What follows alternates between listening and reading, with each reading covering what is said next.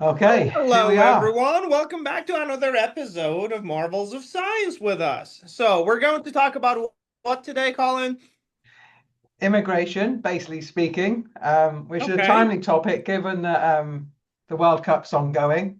Looks perfect like, timing. unfortunately for you, Iran have had to emigrate back home, I believe. They've been eliminated, but England remain in a state of immigration that they'll play this week and then Uh, hopefully onwards and upwards. But yeah, well, yeah, I mean, we're going to talk about.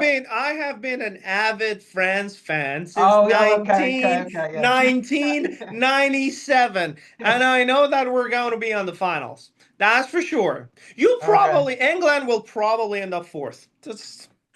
France, your plan B, are they? Yes, they are. Okay, fair enough. Oh yeah. Yeah, we'll talk more seriously about immigrating from a personal and professional perspective and relocating. Basically speaking, we've done that ourselves. So we'll talk about routes of immigration that we're aware of or we know about that have been achieved by others in our community. So we'll talk about why we did it and how Hmm. it's possible to do. So let's start by talking about why. And one perspective I have to talk about in that regard is that I was thinking personally and professionally when I was thinking about immigrating. And personally, I wanted to do something that was somewhat out of my comfort zone, but not too far out of my comfort zone. And moving to America was an obvious choice, partly because obviously it's English speaking. And Hmm. then I also considered things like, how much we're going to be paid for doing a certain job in one country versus another. And That's also a good point. with regards to the geographical diversity of America, there's all sorts here. If you want to go skiing, you can. If you want to go surfing, you can. If you want hot, you can get hot. If you want cold, you can get cold. And within that, you also find that there's lots of different types of cities with regards to how rural or cosmopolitan they are. And in keeping with that are lots of different prices. So what I found in America, you can Yeah. obviously Yes. move from one city to another, and one is going to be more affordable than other. In other words, if you compare where you currently live versus where you might want to live, you might find some places where you can afford more, or some places where you can afford less, some places where you're going to be paid more, and some places where you're going to be paid less. So that was really from a personal perspective for me. I was considering my personal growth, so to speak, Sure. and my financial well-being and potentially quality of life.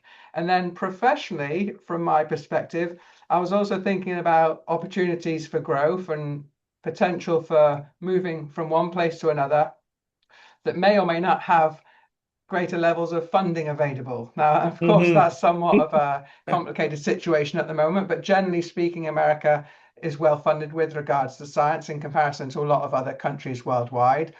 And another thing to mention there, I think, is the consideration of your duties with regards to how much teaching you're expected to do, how much service Hmm. you're expected to do, and how much research you're expected to do. So it's a good idea, I think, to inform yourself with regards to what loads of teaching, research, and service will be required in one country to another. And for me, coming from a predominantly research background, I saw that there was a lot of research opportunities and a high emphasis on research in Hmm. America versus the UK.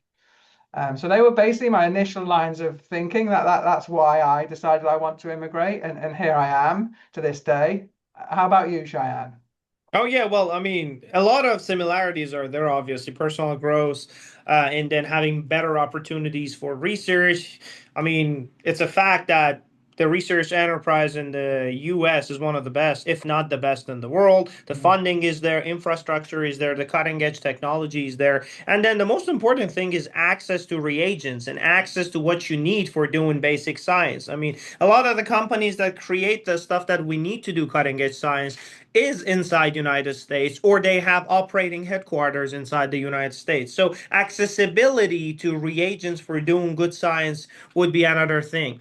But going back a little bit, I came here as a student. So I came here on an F1 visa, which is a student visa, starting my graduate studies because we have, I mean, in the United States, we have some of the best graduate programs in the world because you get hands-on experience on these cutting-edge technologies, cutting-edge science. You have access to a lot of stuff that forms you in a way that you think differently compared to some, I don't know, I'm Iranian, so a lot of the traditional training that we have inside Iran, especially if you want to do basic science, it's a lot, at least as far as I remember. I haven't been there in a long time, more than a decade ago. But during the time that I was doing my undergrad training there, everything was kind of like didactic. So everything is based on what you're reading on a textbook or what you're seeing in a classroom, and then they teach you, and then you need to accept it. The amount of hands-on experience is limited because the reagents and resources are limited, unless you want to do clinical stuff. And for us, doing clinical stuff has its own different meanings, and I don't want to get into the details of clinical studies because that's not what I do. But the type of research that we are doing requires a specific amount of accessibility that is not available all around the world. So for that reason, I really wanted to go to a place that I can explore all these, I can experience all these. And of Mhm. course, it's US, it's the United States of America. So you want Right. to go there, you want to experience the life there, you want to Right. see where all those Hollywood movies were Yeah. made. You want to see Yeah. all Yeah. those Yeah. Yeah. landmarks. So coming from an Iranian perspective, obviously, it was a dream to come to America, and Mm. I used the student route, the graduate studies route, to come here. That being Let, said, the route that I had to take was obviously a lot different than other people because of various different dynamics that we have. As an Iranian, it's a fun fact to know for a lot of people that they don't know, especially some PIs that are interacting with Iranians. So due to all the political stuff that we have, US does not have an embassy inside Iran. So one of the dilemmas when students want to get a visa is that you have to go to a third country with an embassy to get the visa processing steps out of the way and get the visa and then utilize that to come to the US. So that's an additional step from the perspective of moving to the US that adds a lot of financial burden, obviously, but time and a lot of hesitation sometimes because you have to plan that. You have to book an appointment in a third country. You have to arrange travel to a third country. And then you go there, you get your visa, you do your interview, you come back, you start planning your actual travel. And there's a lot of things that can happen in between. So that's one of the problems. And obviously, coming from a non-English speaking mm. country, you also have to go through the English language exams. So you either have to do IELTS, TOEFL, or these English qualification exams on top of that. So that's also another burden.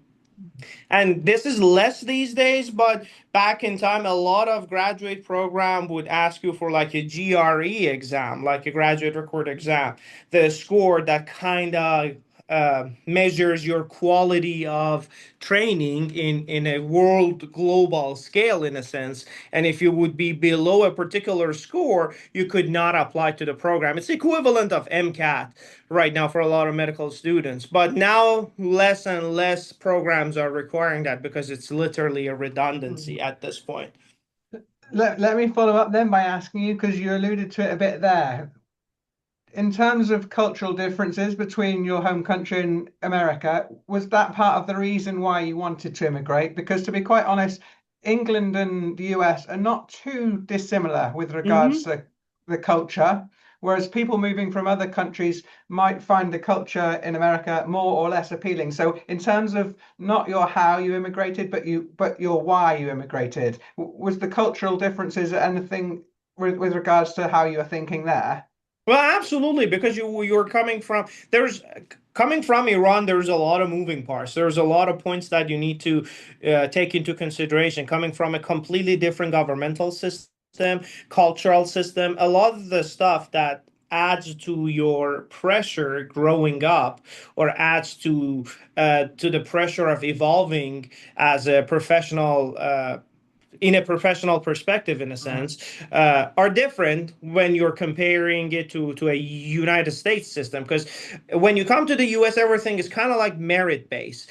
If you're doing a good job, if you are trying, there is a good chance for you to become successful. Mm. But from a cultural perspective back home, no, it's not like that. You need to know people. You need to do the things that they ask you to do. You need to make other people's happy in order to get that promotion, in a sense. So that those things in a professional setting for you, you'll be like, hey, I want to go live the American dream. If I'm good, I can Yeah. achieve something that I want. If I'm hardworking, I can Yeah. achieve things. And so that by that you might mean, and some people that have lived in America all their lives might take this for granted somewhat, but you feel Hmm. like that your ability to grow was dependent on how well you were doing and also the freedom that you're afforded in America versus other countries, right? Exactly, And that exactly. might change from one person's perspective to another depending on where they're from. So I definitely think these are all sorts of things that you want to consider when you're thinking about where you're going to apply for your next job, etc.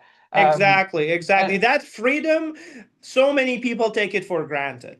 But you have to understand that when you have that freedom, especially for the people who didn't have that and then start to experience that, it will allow this beautiful peace in your mind that now you can sit down and finally be worried about your tasks, finally be worried about Mhm. the professional things that you need to know. You don't have to be worried about all the other irrelevant things because you have the freedom. So you focus on yourself, you focus on your work, you focus on your growth rather than focusing on all the other stuff that are completely Yeah, irrelevant to your professional career. So yeah. yeah, so And many people take that for granted. right, and we should probably say that we're somewhat biased, right? Because we've enjoyed living in America so far.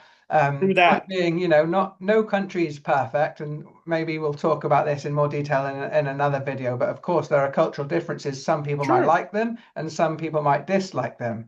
But yeah, so say again what you just mentioned previously. So you came in on an F1, then what did Hmm. you do? Then what did you do? Or talk about the different routes that you're aware of that are possible, and then I'll Yeah, talk about so mine just because so I think when some people don't know, right? They like the idea of exactly. Oh moving from yes, one country yes. to another, but they don't know logistically what it is they need to do to get there. And of course, we're not immigration lawyers. Part of me thinks I wish I was, given the amount of money I paid mine. Same But here. just Same here. just say, basically speaking, what were the different visas that you made use of moving to America? And now that we're talking about that out loud, I'm like, we could have had some sponsors here from Oh, immigration yeah, yeah. lawyers. For our 33 viewers. Well, Yo, yeah, yeah. for sure. But yeah, there are different ways. When you come on a student visa, so you are on a student visa for the duration of the program, and then things are changing a little bit. Now they are limiting it to 4 years. During the new administration, a lot of these immigration rules are being updated or changed. So I don't fully understand the new way of things in a sense. But in general, you come in as a student visa, and after the student visa, uh, at least in old times before things have changed, you would go on an OPT card, which is basically an authorization for you to work in the area that you received your degree or your training for a few years. And after that, either you become or you get hired by the institution or the company that basically wants to offer you a position, and then they'll process an H-1B visa for you, which is the work authorization or the work visa in a sense. And after that, you go on to become a green card holder or a citizen if you decide by being here for a certain amount of time. So that's one way. And the other way that some people do is that when you are a student, and then you have good number of publications, good number of citations, you've been active in the area of science for a little bit, then there is this route called NIW, which is National Interest Waiver, which is basically hiring a lawyer or attorney, and then they'll start to put a package together for you to argue the fact that how good you are scientifically, and for that reason it's on the interest of the United States to keep you as a person to continue working in your area of work within the United States. So that package includes you should have abstracts of your research, description of your research, kind of like a proposal in a sense. You need to have letters of recommendation between 4 to 6 other people that need to write that for you. You need to have certain amount of publications. You need to have certain amount of citations that shows that the field trusts your science in a sense. And then they put this application together. You send your application in, and then it gets reviewed, and if accepted, then you are allowed to go and get your green card after you do your Okay. interview. And then actually, so that reminds me to ask what we should probably say with regards to the different mechanisms you've talked about there. Can you remember who paid for them, approximately how much they cost, ballpark figures, and approximately how long it takes to process the application? Can you, if you can remember any of those things, I think it would be useful for people Yeah, so to the know about. numbers have drastically changed. I mean, some of them have been doubled based on the time that I paid. So I don't think that there is any relevance to talk about the dollar amount. It can cost you somewhere between four to five thousand to $10,000, and that was the number back then. So the number, some of the numbers have changed recently, obviously. In terms of the processing time, again, it really differs time to time because if they have backlog of applications, then your processing time differs. Right now, I know that some people are in line for 2 to 3 years. I took mine in 4 or 5 months.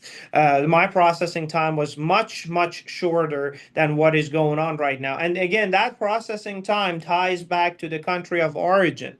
So, for example, some of the Iranian applications are processed differently than Chinese application, than Indian applications, than European applications. So the processing time differs between in applicants from different countries that or country of origin in a sense. Okay. So yeah, those are very varied numbers, volatile Yeah. numbers. But I think actually it's a good point to make. You can find those numbers out online. I think they are publicly Yeah. available, the wait times for each individual Yes, visa, for yes. And example. if you start working with an attorney, they'll let you know about all these stuff. And one Yeah. pro tip that I always give to everyone who wants to go through these routes is that a lot of these attorneys, I mean, they're after money, respect. Of course, they're doing a good job, but still, they're after the money, right? So what they do is that they're not going to jeopardize their success rate by taking in an application that they do not believe is going to succeed. So in order to kind of filter that out, a lot of these offices they have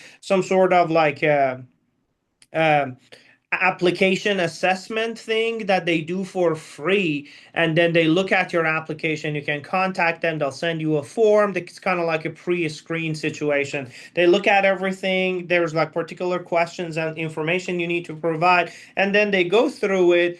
If it's something that they believe in its success, then they'll tell you, hey, we are feeling comfortable and confident that we can get your case and we can get your case approved, and then you can proceed with it. And this step is free. Don't be afraid of taking this chance. If you think that you have what it takes a little bit, go on, try to talk to some of these offices, at least do a few of these screenings and pre-applications and see whether you qualify or not. And if you don't, they'll give you suggestions. They'll be like, hey, you need 25 more citations to make it to the threshold. You need to Okay. have this degree. You need to have like a few more papers. These And are so, the areas. just to clarify there, you're talking about there moving from an F1 student status to get your national interest waiver or to get Or an H1B. At any what status point? that you have, any status Okay. that you have, because some people can be on J1 and then they still go to NIW. So I should mention there actually that another route of entry that I know is commonly used by Europeans and postdoctoral fellows. So having finished a PhD or an MD, people that want to come to America to work in research quite often will come in legally on a J1 visa, which is actually officially speaking an exchange visa, um, which usually stipulates that you have to stay in America for up to 5 years and then need to go home again for 2 years, the exchange being the Yeah, definition of the visa. Um, but I should say there's also ways of applying for a waiver to effectively eliminate the 2 year return home stipulation on a J1 visa. So I know people that have moved from a J1 visa to an H1B visa and then to a green card and then to citizenship. And another point I was going to make there is that, okay, yeah, so in terms of the costs and the time and who pays for these things, again, generally speaking, a J1 visa, if I remember correctly, is somewhere in the realm of $5,000 to $10,000, and it's quite common that a PI will be willing to sponsor that, or the institute itself will be yeah. willing to sponsor that. So usually, a postdoctoral fellow coming in on J1 won't have any out-of-pocket costs, although of course you're able to spend your own money if you want to, however which way you please. And then when it comes to the waiver of the 2 year return home requirement, or the application for an H1B, which I think is quite dramatically increased in cost, at least from the perspective of a candidate coming from outside America to in America. You then have to find out through the institution or through your PI if there's a possibility that they'll contribute fully or partially to those Yeah. costs. So that there are things to be aware of. I was going to say something else about the J1. Yeah, the J1 is fairly common for people that are coming in after their PhD to do a postdoc. But remember that some of these J1s will have the 2 year return home stipulation. Yeah. Oh yeah, and then the amount of time. So again, in my experience, the amount of time to apply for a J1 is in the region of 6 to 12 months. So it is Hmm. something that you need to think about in advance, and again, varies from one country to another. And of course, another way, jokes aside, you can think about moving to America is by marrying an American. Because by marrying an American, Yes. you can then, of course, apply for a green card, and nothing's guaranteed. But I am aware of people that have moved to America and then married an American and applied for a green card through marriage. So that's another potential mechanism through which you can use to stay longer in America if you wish to. Yeah, finding the true love here Yeah, and then exactly. staying Finding a for true it. love in But America. I mean, as you said, like joking aside, the rules and regulations have been drastically changed during the last several months with all the new policies that are being pushed out. So a lot of the stuff that we were talking about here is the experience that we went through. And then the experience that we kind of had back in time with all the old way of things, if you will. Mm. So a lot Well, of old things. way, but a lot of those ways still exist, but some of the costs or But the ways exist, but the rules, timing, how you can do it, cost, a lot of the stuff has yeah, it changed. might have For changed. for And that example, for example, right now there's like a travel ban on I think like 75 countries that mm, no visas are being issued for them. So all of these conversations will be yeah. basically useless for those people Okay, well, unless those rules are changed right now. okay, yeah, and that's a good point. And so probably we could end by saying that we've already mentioned immigration lawyers, of course, are good people to speak to with regards to the most current and up-to-date scenarios that are occurring between one country and another. And usually each university has their own immigration service Immigrant or or Office of international International Services. international And office, so yes. they're the sorts of people to talk to. And of course, the people that are potentially going to hire you might be aware of the sorts of scenarios that are possible or not possible from one institute to another. But for sure, yeah, it can be quite stressful and difficult. But there are different avenues through which you can pursue potentially an Yeah. immigration from another country to America. And then So one another point that I think it's important to use the platform to make here is that a lot of PIs or a lot of colleagues that have been in the States or don't do anything related to immigration are not necessarily aware of what's going on immigration wise. Sometimes this whole immigration status and what's happening with your immigration life has a lot of stress burden and a lot of mental burden on the trainees or even colleagues that you are not aware of. And these can be basically things that are changing their lives. yeah, And then I think it's toward the benefit of everyone to kind of like be aware of everything. United States is a country that is built by immigrants, and a lot of things, a lot of foundations are based on immigrants. So it's good to be aware of the situations right now. And I'll use a simple example on that. Right now, a lot of Iranian students are experiencing a lot of dilemmas right now because they are here in the States. So they have been on an active legal visa.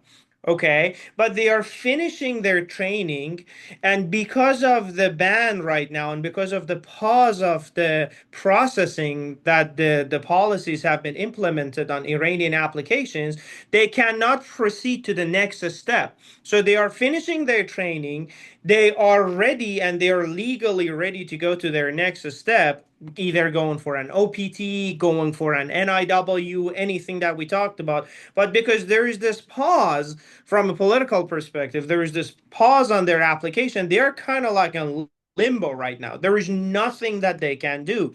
And that adds to the mental pressure they have. They cannot carry out their daily routine sometimes properly. They don't know what's going to happen with their life. They're worried about their children, their house, their belongings, you name it. And they don't know what to do. And sometimes just a warm word from your PI, your colleague, your friend would go a long way. Because sometimes the life can become really hectic in a blink of an eye for them. Yeah. And actually, just reminding me to say it might sound trivial based on what you just said, but you can also find out in advance when different funding mechanisms are due to be submitted and also what the eligibility status of each of the funding mechanisms is. For Yeah. example, you might have to be a US resident, or you might have to have a legal permanent resident status, Yes. or any sort of legal resident status in America throughout the course of the funding. So it is important to try and inform yourself to the greatest extent possible in advance. And one thing as well I'll mention just as we're closing is that you can ask people that you know have been through similar scenarios recently. So Yes. in my perspective, people that have gone through these scenarios, as you mentioned there, are aware of the fact that it can be quite stressful and want to help others out. So use your near peers to the greatest extent possible. Ask people what they did and how over the course of their journey from one country to another. Yes. And that's one of the reasons why we're, for example, doing this episode, right? Including you, Because, yeah, exactly, yeah. including you, Cheyenne, Yeah, a we've wealth of been through knowledge. different things. All of us, we've been through different things. So it's Yeah, sharing is caring. yeah, So we would love to share the experience. And yeah, if there's anything that we can do, obviously, I think all the audience know how to find us. yeah. Okay, well, I appreciate that, Cheyenne. Well, thank you very Yeah, much as well.